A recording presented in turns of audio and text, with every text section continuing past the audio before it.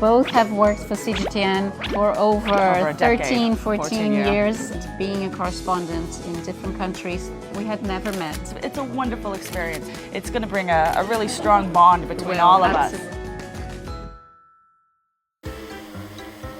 Supermarket made easy, no?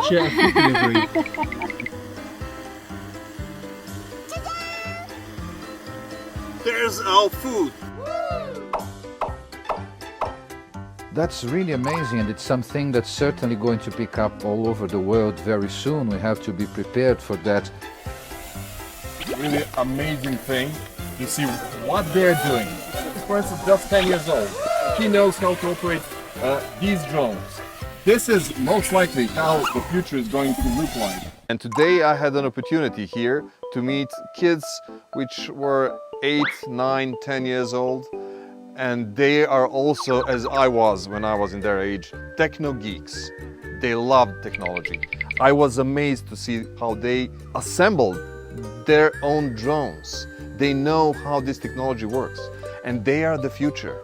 China is now actively working on preparation of autonomous aerial vehicles. China is the world leader in that area. If you're in a disaster zone, if there's been a natural disaster, an earthquake, a flood, a landslide, imagine the possibilities with using these drones to deliver medicine or food to people who are inaccessible. You know, you could definitely save lives, and I think this technology has tremendous potential in that field, and particularly, you know, for the promotion of peace around the world.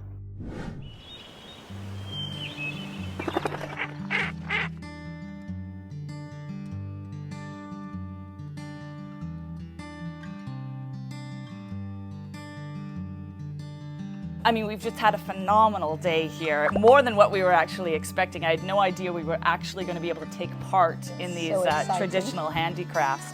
So to begin with, we started with the pottery, which was a lot better for some of us than others. Natalie is categorized as a professional. I am not. I am glad I am a correspondent and I don't need to be a potter.